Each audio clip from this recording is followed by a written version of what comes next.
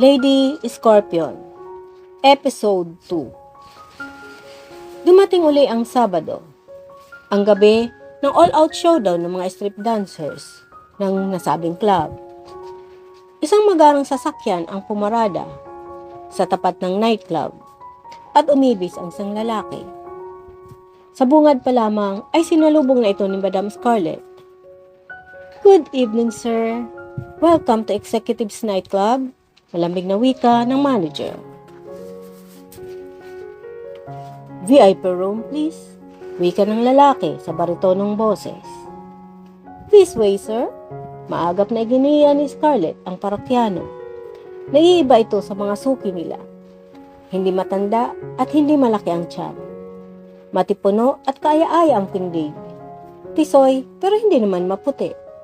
Isang brown Adonis ang lalaki. Mr. Yummy ang kanilang tawag sa mga ganitong parokyano. Maganda ang ibinigay niyang pwesto sa lalaki. Kaharap nito ang ledge kung saan nagpe-perform ang mga high-class dancers kapag malalim na ang gabi.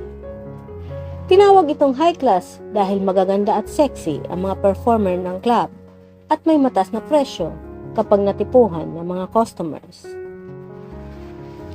Pinindot ni Scarlett ang buton sa dingding at pumasok ang isang sexy na serbidora na naka-black mini dress at violet tube blouse. "Violet, asikasuhin mo si Sir," utos ni Scarlett bago tumalikod. Punong-puno ng tao ang club. Patingin-tingin ang lalaki sa mga dancers na nagpe-perform sa ledge at habang lumalalim ang gabi ay pabawas ng pabawas ang suot ng mga mananayaw. Napukaw ang kanyang atensyon nang may magsalita sa mikropono. Biglang umingay ang buong paligid. "Good evening! Ready na ba ang lahat? Here is the finale! Lady Scorpion!" Palakpakan at sigawan ang mga manonood na lahat ay sabik sa palabas. Napaunat sa kinauupuan ng lalaki. Pumailan lang ang isang maharot na tugtog at dumagundong ang hiyawan ng mga parokyano. Titig na titig ang lalaki sa isang umiindayog na katawan. Nakamaskara ang pole dancer at nababalutan ng black coat, ngunit litaw ang mapuputi nitong mga hita. Dumadagundong ang sigaw ng mga lasing na at hayog sa laman ng mga parokyano ng club. "Strip!" Iisang sigaw nila. Hindi kumukurap ang lalaki. Nag-aabang sa mga susunod na eksena. Kasabay ng pagtanggal ng dancer sa coat ay ang hiyawan. Napalunok ang lalaki sa tumambad. Sinundan niya ng tingin ang bawat kurbada ng babaeng sumasayaw. Maputi at long legs ito. Isang hourglass figure ang nasa harapan niya. Mula sa malusog na mga dibdib na natatakpan lamang ng maliit na tela, maliit na baywang at perpektong hubog ng pang-upo na nakalitaw sa suot nitong tibak bikini. Nakamaskara ang buong mukha nito at tanging mga mata at mga labi ang nakalitaw. Napakunot noo ang lalaki. Nahagip ng paningin niya ang kumikislap sa mga mata ng dancer. Sigurado siya, umiiyak ang dancer habang sumasayaw.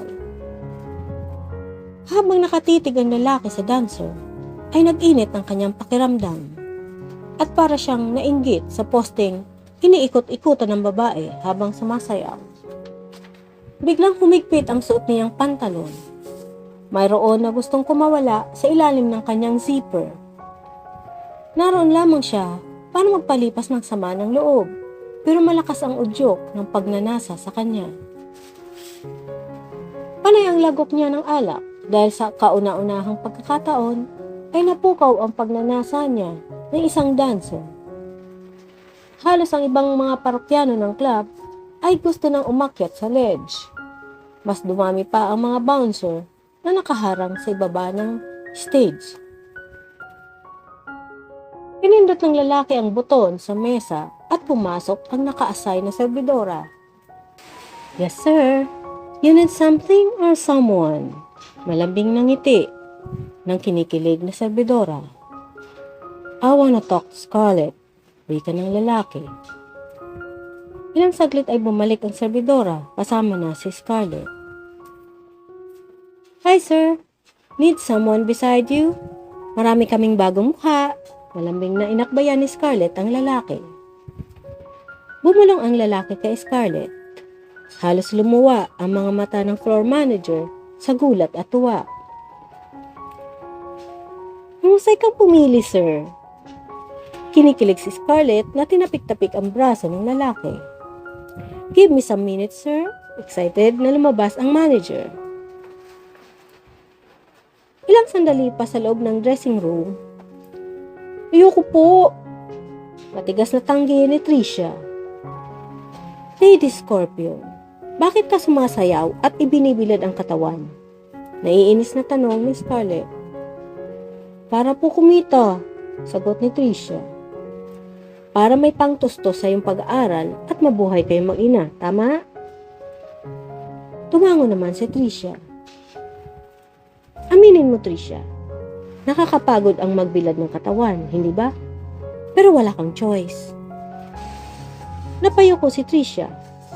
Naiiyak na siya sa sinasabi ni Scarlett. Para sa mama ko, kaya ako to ginagawa. Yun na nga ang punto ko, Tricia. Isang one-time, big-time lang itong sinasabi ko sa'yo. Pag tinanggap mo, lahat ng kailangan mo sa iyong ina ay solved na. Isang gabi lang, Lady Scorpion. Napaiyak na si Tricia. Totoo naman ang tinura ni Scarlett. Pagod na siyang sumayaw sa harap ng mga hiyok sa laman. Malayo pa ang graduation niya. Baka lalong lumala ang sakit ng kanyang ina.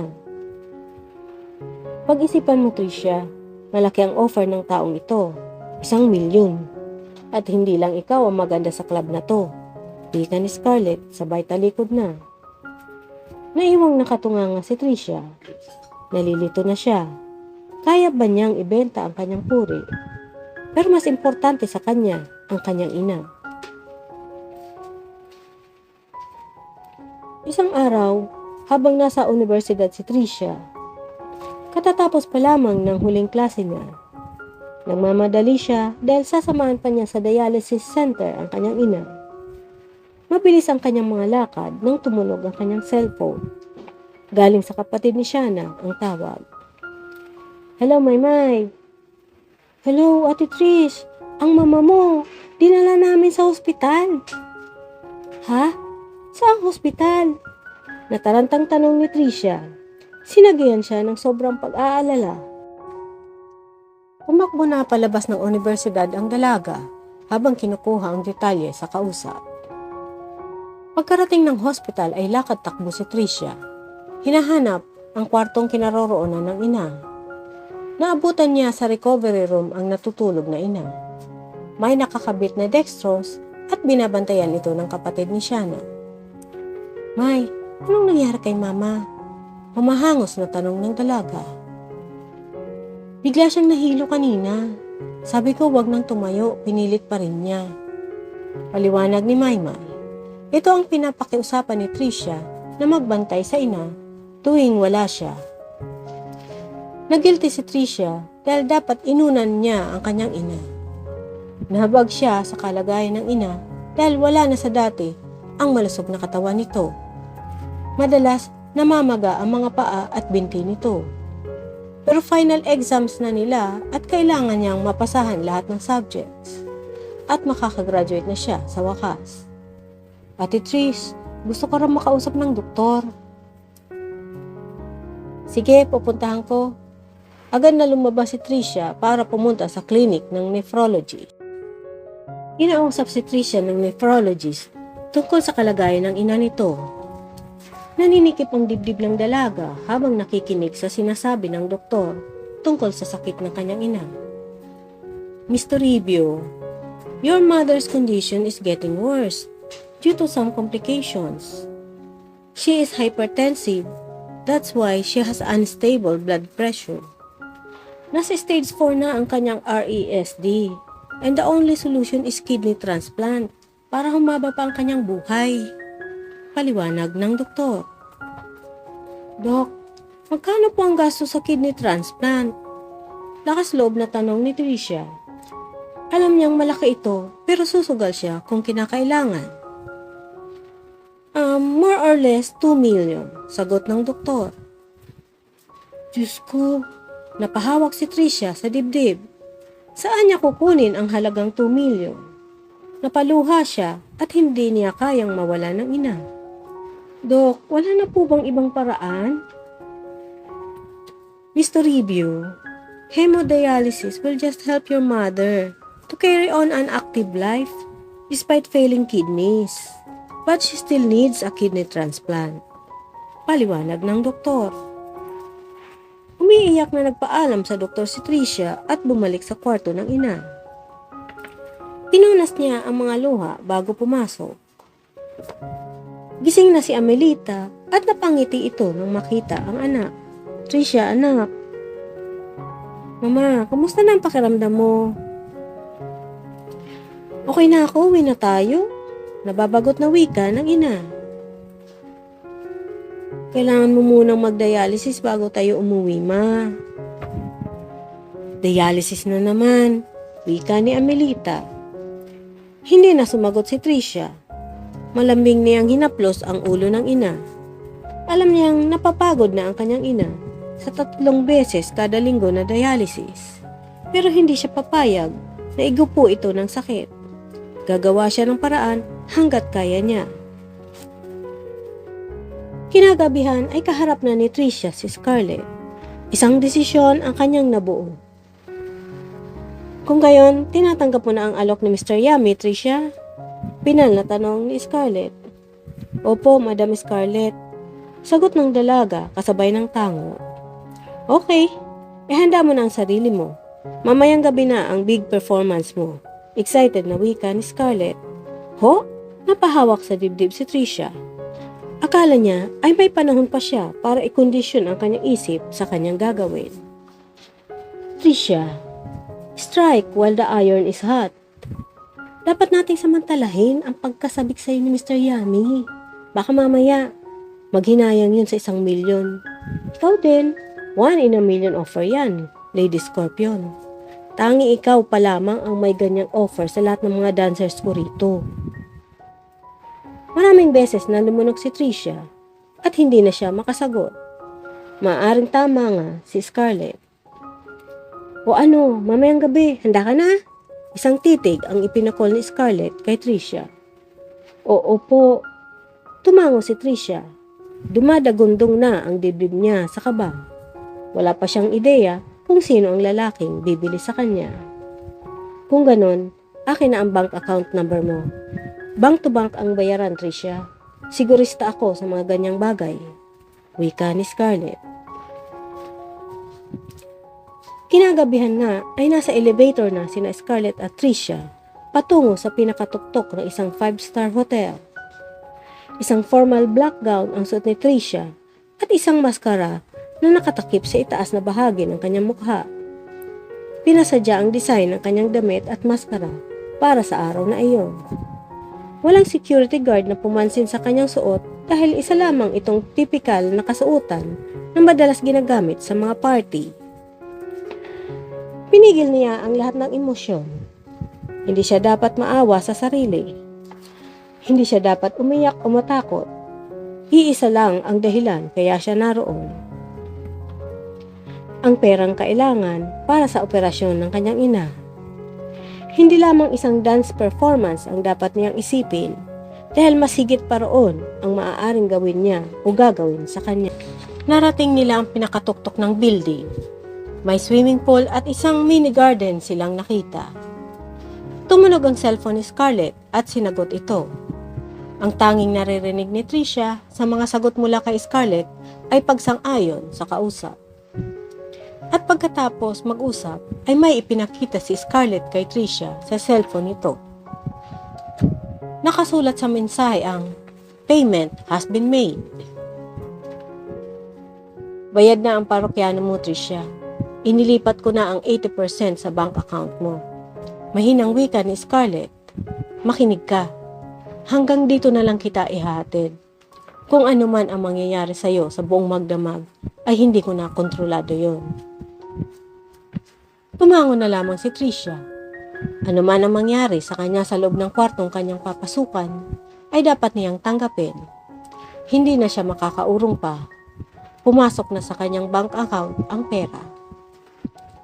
Good luck, wika ni Scarlett bago tumalikod. Lumapit si Tricia sa tapat ng malaking pintuan. Nagulat siya nang bumukas ang automatic door. Nag-atubili siya na pumasok at hindi maihakbang ang mga paa. Come in, Lady Scorpion. Isang baritono at nang-aakit na boses ang narinig ni Tricia. Humakbang ang dalaga papasok. Nakayuko at sinulyapan ang bawat sulok ng kwarto. Madilim ang kwarto at ang tanging liwanag ay ang galing sa isang lampshade na nakasindi. Welcome to my kingdom, lady. Mapang-akit na wika ng lalaki. Napasinghap si Tricia. Ilang hakbang lang ang layo niya sa nagsalita. Nakaupo ito sa upuan at may hawak na alak sa isang kamay. Madilim man ang kwarto ay naaninag niya na wala itong suot na damit pang itaas. Sandali siyang napatitig sa lalaki. May suot din itong itim na maskara. I'm gonna be your Mr. Scorpion for tonight, lady. Bumungis-ngis ang lalaki. Hindi makakibo si Tricia. Tanging paglunok ng laway ang nagagawa niya. Pinipigilan ang pangangatog ng mga tuhod. Tumayo ang lalaki. Nakabukas pala ang roba nito at nakalitaw ang matipunong dibdib. Naka-boxer shorts lamang at nakamaskara. Lumakad ito paikot kay Tricia. Pinapasadahan ng tingin ang kabuuan ng dalaga. Kinuha ng lalaki ang hawak na handbag ni Tricia at ibinato sa sofa. Pagkatapos ay hinila nito ang ribbon ng suot na gown ni Tricia. Nalaglag sa paanan ng dalaga ang gown. Tumambad sa lalaki ang alindog ni Tricia. Tanging isang manipis at itim na tibak panty ang natitirang saplot sa dalaga. Hindi man nakikita ang ekspresyon ng mukha ng lalaki, ay sunod-sunod naman ang ginawa nitong paglagok ng alak. You're not going to dance tonight, Lady Scorpion. Wika ng lalaki. Dumampi ang isang kamay nito sa batok ng dalaga. Napasinghap si Tricia. Pakiramdam niya ay gumapang sa buong katawan niya ang kiliting nilikha ng dantay ng lalaki. How does my touch feel? Does it feel the same as with those men out there? Tumaos-dos ang palad ng lalaki sa mabilog na pang-upo ni Tricia at pinisil ito. Malakas na napasinghap ang dalaga. Nagsimula ng manginig ang buo niyang katawan. Wow, I like your game. Bumungis-ngis uli ang lalaki. Lihim na nasaktan si Tricia sa tinura ng lalaki. Pero wala siyang magagawa kung isipin man ito na gawain niya ang magbenta ng aliw. Napakalamig ng aircon ng kwarto. Iban sa takot ay giniginaw na siya ng todo. Oh, I'm sorry. I forgot to offer a seat for my guest. Hinawakan ng lalaki ang kamay ni Tricia at inakay ito palapit sa upuan. Ngunit, kasabay ng pag-upo ng lalaki sa couch, ay kasabay din na pinaupo siya nito sa hita. Nanginginig ang buong katawan ni Tricia dahil sa pinagsama-samang takot at ginaw galing sa aircon. Kinabig ng lalaki si Tricia, palapit sa katawan nito at niyakap. Ipinaloob ang dalaga sa suot na roba. Let me share my thermal energy with you, Lady Scorpion. Nanunoksong wika nito. Nakaramdam ng init si Tricia galing sa katawan ng lalaki. Unti-unting nawawala ang kanyang panginginig.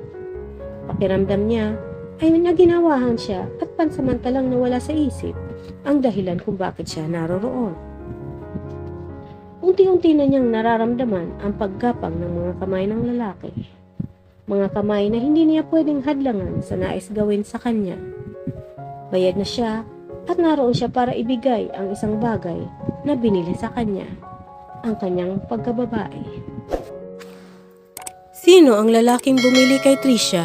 Subaybayan sa mga susunod na kabanata.